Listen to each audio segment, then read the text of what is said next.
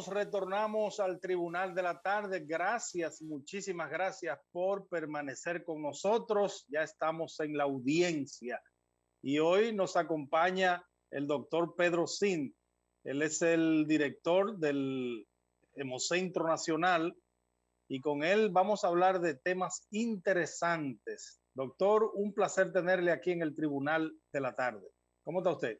Muy buenas tardes. Bueno, nos sentimos más que complacidos, no solo por el intercambio y socializar con ustedes, sino que el pueblo dominicano necesita conocer y saber esta calamidad que significa salir a buscar donantes porque alguien necesita sangre.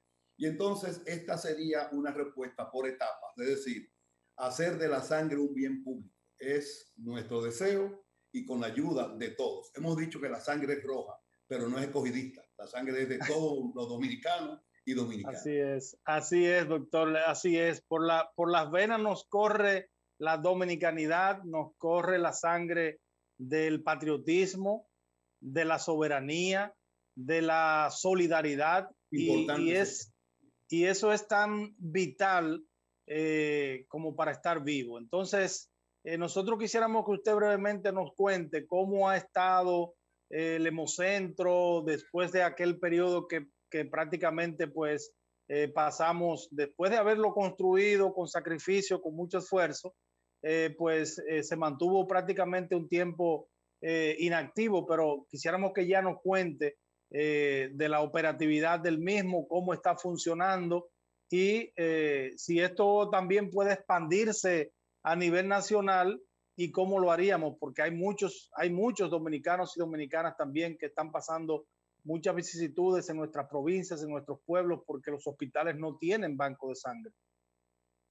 A ver si a mi edad puedo responder las 16 preguntas. Vamos a ver. Primero, el decreto 216-20 es lo que crea la Red Nacional de Servicios de Sangre. Y esto está compuesto por los bancos de sangre público y privado, además de las unidades de transfusión que están en todo el sistema sanitario o de salud. Esto para garantizar la calidad y la seguridad, ¿verdad?, de lo que es el acceso, el componente oportuno y eficiente de la sangre en todo el país. Entonces, el Hemocentro Nacional es creado por este decreto y es el epicentro. Es el eje central para el acopio y la distribución. Y va a tener, de alguna manera, mando sobre bancos públicos y privados, las unidades de transfusión y, por supuesto, los donantes. Entonces, la parte gris del proyecto, que costó 3.5 millones de dólares, y los equipos que están aquí y están corriéndose para ya la prueba de estrés, lo vamos a explicar. Entonces, eso tuvo un monto de 2.1. Eso que se llama lo que es el componente gris de la obra, se entregó, es decir, la vicepresidenta pasada de la República, doña Margarita Cedeño, entregó el 16 de agosto del 2019. Nosotros lo recibimos en agosto del 20, pero ya está mermado el presupuesto porque estamos a fin de año y el COVID no solo diezmó la salud del país, sino también la parte y componente económico. Luego, nos fuimos capacitando cada día más el personal técnico, las bioanalistas, ¿verdad? Y además reforzando todo lo que es el componente de donación. Nosotros atravesamos ya y caemos en el enero del 2021 y entonces ya tenemos el software, que es importantísimo para la conectividad. Es un software muy robusto, tiene 14 módulos para conectar el país entero, tal como tú preguntabas. Pero además de eso, también ya está en compras todos los insumos necesarios para lograr la prueba de estrés. ¿Qué es la prueba de estrés? Para la última semana de mayo, tenemos los camiones colectores, que son 2, y la colecta intramural, que es aquí en el Hemocentro. Entonces, vamos a darle seguimiento a toda esa cadena, cliente, suplidor, usuario, para ver dónde nosotros podemos fortalecerlo, ¿verdad? Y esa sangre se va a utilizar. Entonces, ya para el mes de julio vamos a dar la apertura formal, ¿verdad?, al plan piloto que comienza en el nodo 0. Van a haber 21 nódulos a nivel nacional en todo el país. Entonces, El nodo 0 es el nodo que está en el Hospital Ney Arias Flores. Este hospital tiene un requerimiento mensual de 400 paquetes globulares, bolsas de sangre. El Hugo Mendoza, que es el pediátrico, bueno, tiene 150 requerimientos, y el Reinaldo Almanza tiene 250. Nosotros vamos a estar supliendo durante todo un mes, posiblemente 2 meses, para ver esa cadena que no se interrumpa, para luego entonces determinar públicamente de que en la ciudad de la salud Evangelina Rodríguez la sangre es un bien público, donde las comunidades aledañas, digamos Villamella, Sabana Perdida, La Victoria, Guarica, no entre todas, tendrán aquí en esta ciudad sangre en el banco que va a ir a la comunidad, no la comunidad con ese agobio. De aquí salimos y partimos ya a otros nodos, posiblemente el componente metropolitano, ya en el Distrito Nacional. Doctor, hablemos del hemocentro. En función, si coexisten, si es lo propio que un banco de sangre. Sí, el Hemocentro Nacional pertenece a lo que es, en términos organizacionales, a Rectoría, que es el Ministerio de Salud Pública. Entonces, es algo importante porque va a ser el centro de acopio. Es decir, nosotros de todos los nodos a nivel nacional tenemos una flotilla de guaguas preparadas para ir a buscar la sangre. La regresamos y entonces ya procesada la distribuimos de nuevo. Y el nodo tendrá 4 o 5 hospitales que va a ir, ¿verdad? Cediéndole y colectando sangre para su procesamiento. Es una red, por eso se le llama la Red Nacional de Servicios de Sangre. Si me preguntaran cuál es el objetivo principal del Hemocentro, es justamente articular y mantener y comprometer toda una trazabilidad de estos componentes tan importantes para la vida como es la sangre. El glóbulo rojo es la célula más simple. No tiene núcleo, mide 7.5 micras, es chiquitito. No tiene ribosoma, no tiene mitocondria, no tiene aparato de Golgi. Es simple, pero transporta el oxígeno. Ya lo hace indispensable para la vida. Doctor, ustedes tienen las estadísticas a mano de cuántas unidades de sangre son requeridas anualmente en todo el territorio nacional. ¿Cuántas unidades tenemos disponibles actualmente? Sí, lamentablemente es una noticia negativa. Nosotros tenemos más de 200,000 bolsas en déficit anual y apenas recolectamos 75,000. Es un drama. Wow. Miren, wow. Ojalá que a ningún dominicano o dominicana tenga un accidente en una carretera, porque no hay garantía. Entonces, como nosotros vamos por etapas a ir colocando nodos en cada provincia, entonces eso va a garantizar inclusive un trauma en una carretera con pérdida de sangre. Muchas veces no da tiempo el transporte. Entonces hay que mejorar la modelo y transfundir para que no haya lo que nosotros llamamos la hipoxia tisular. Entonces es importante, con una bolsa de sangre podemos salvar 3 vidas, porque la vamos a separar en plasma, plaquetas y glóbulos. Por eso le hago la pregunta, con el permiso de la doctora Charlotte, le hago la pregunta por la cantidad de requerimiento de sangre que vemos diariamente, no solamente en los hospitales, incluso los mismos medios de comunicación, familiares pidiendo, mendigando una pinta de sangre para un familiar en las redes sociales, todo el mundo pues acelerado en esa dirección por la importancia que tiene la sangre en un momento determinado en un ser humano. Entonces, antes de pasar a la inquietud de la doctora Charlotte, ¿qué es lo que hace falta? ¿Qué nos ha faltado? ¿Voluntad política de que todavía no tenemos estos nódulos en los hospitales y en las provincias del país? Sí, tenemos un déficit que me parece que tiene varias aristas. El principal es que no hemos creado la cultura de donación. Entonces ahora nosotros estamos, por ejemplo, tocando a la puerta de todas las instituciones. A ver, cada ministerio deberá tener un club de donantes.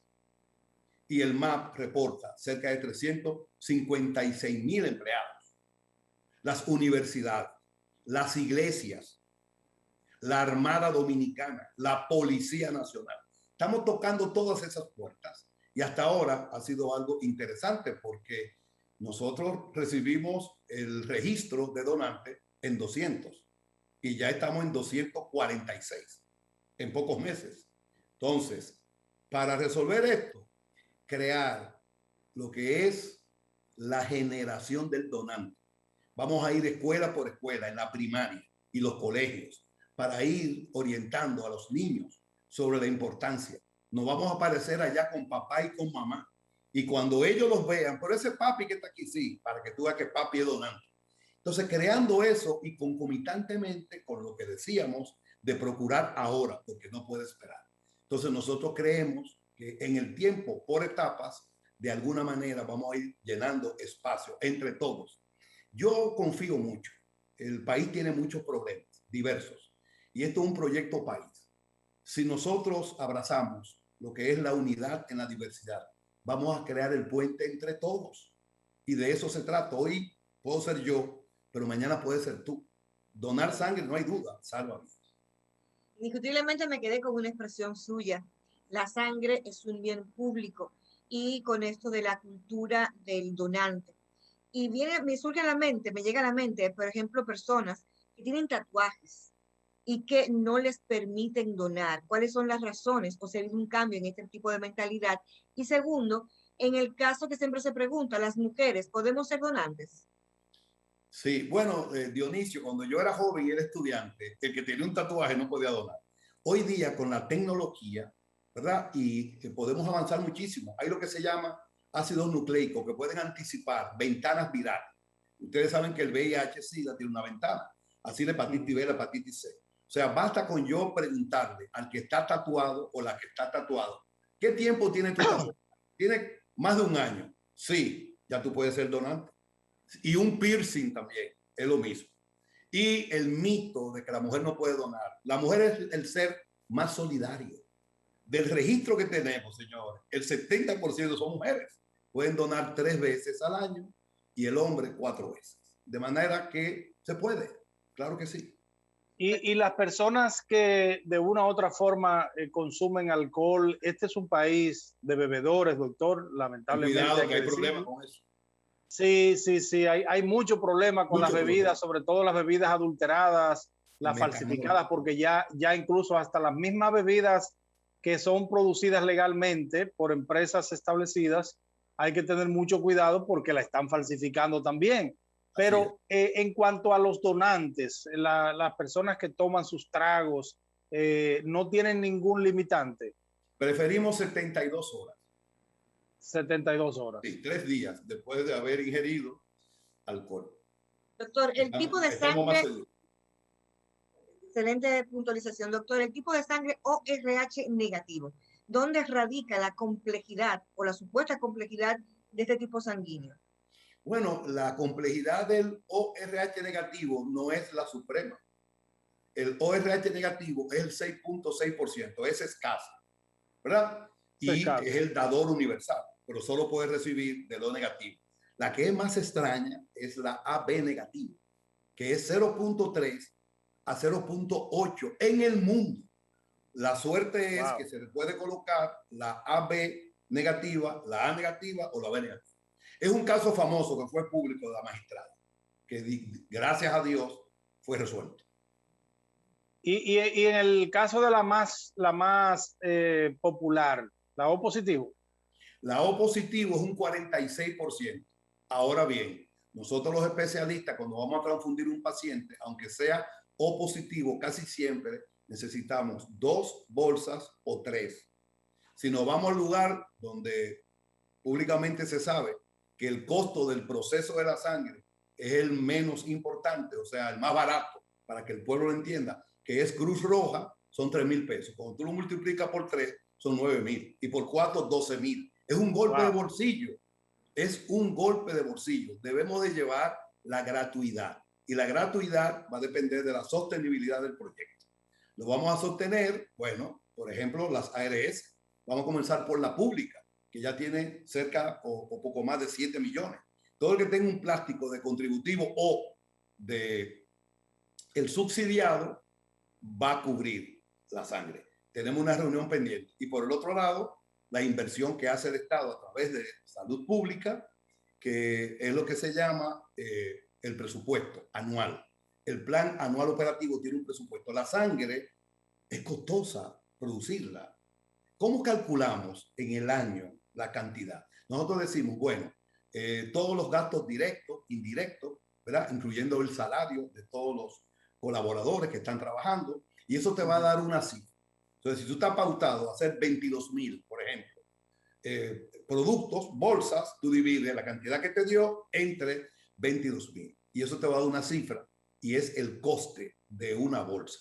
Es caro realmente, pero la vida de un ser humano no tiene precio. Y hay que decirlo, nosotros estamos recibiendo todo el apoyo de esta gestión de gobierno. La otra gestión tuvo su espacio estelar, hay que decirlo. El presidente Abinader cree, y la vicepresidenta Raquel Peña, en lo que es la continuidad del Estado. Entonces debemos hacerlo entre todos. Es un llamado que yo hago con toda la vehemencia y con todo el respeto del mundo. Y yo diría, doctor, que en este caso, yo diría que en este caso, separando la voluntad política que es necesaria, yo creo que es fundamental también la sensibilidad humana. Yo creo que tanto en el presidente Abinader como en su esposa, doña Raquel, existen ambas cosas. Sí, doña Raquel Arbaje en estos días produjo un tweet donde decía, apoyamos el Hemocentro Nacional, es un gran proyecto, apóyenlo, porque también necesitamos de la solidaridad. El pueblo dominicano tiene una historia, y todos la conocemos, heroica por demás, solidaria por demás, tiene algunas manchitas, pero es más lo solidario y lo heroico.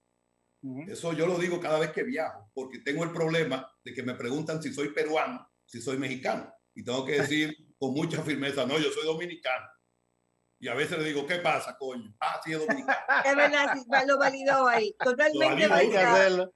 Esa es una expresión que el dominicano tiene Totalmente. No, lo completa y dice, ok, dime un chin y ya. Ahí ya no hay que seguir ni siquiera un pasaporte. Doctor, yo quiero que... O si no, usted le dice, ¿qué vaina es?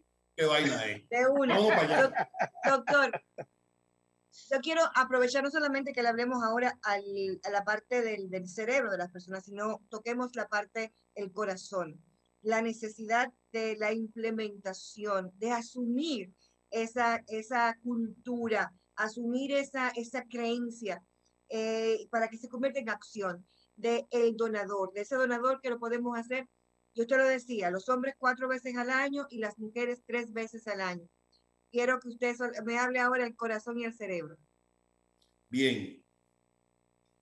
No hay ni existe un solo dominicano o dominicana que no haya tenido una dificultad procurando sangre. Eso lo viví yo con mi padre. Hubo que buscar 10, 12 pintas. Es importante señalar aquí, porque el pueblo habla de pintas. Pinta era cuando se colectaba en recipientes de cristal, la botella de cristal. Exacto. Entonces fue sustituida porque se rompe, se contamina más fácil con bacterias, etcétera, etcétera. Pero la gente se ha quedado con eso de pinta, ¿verdad? Con el tema de Robert Ricabral y Angelito.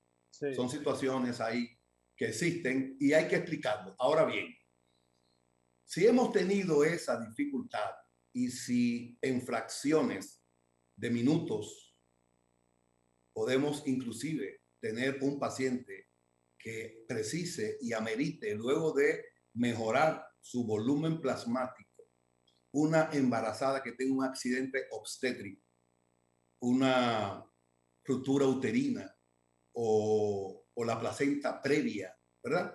Entonces, eso es una emergencia obstétrica. Miren, para 1875, Blondel era un ginecobstetra inglés y él estaba preocupado porque desde esa época, oigan bien, antes del 1900, ya teníamos las hemorragias parturientas y morían. Y es el primero en iniciar la transfusión de un ser humano a otro. Es luego en 1900 cuando Karl Landsteiner es el padre de la transfusión sanguínea moderna, porque él fue el que ideó, investigó y creó el sistema ABO, que ustedes preguntaban ahorita, y fue ganador del premio Nobel de esa época. Luego entonces, 10 años después, vino el grupo AB y el RH vino 30 años después. Sí. Doctor, entonces un donador, no un donador, ya un donador sabe ya los pasos que tiene que dar para donar su sangre, pero un dominicano, un ciudadano cualquiera que esté interesado en donar, ¿cómo darse cuenta si él puede, si él es una persona apta para eso? Sí, eso es importante. A ver, el rango de edad va de 18 años a 65 años, número 1. Número 2, bueno, ya vimos la frecuencia en cuanto al sexo. Número 3, la masa eritroidea, el hematócrito, debe estar en 40 o más. Por eso se te hace no solo un historial clínico, sino un hemograma previamente.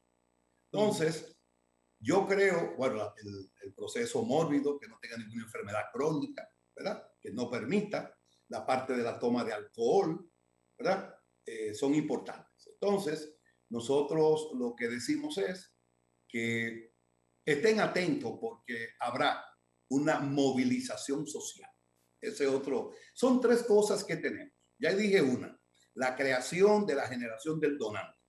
2, la movilización social en todo el país, reclamando, orientando, socializando sobre la importancia de donar.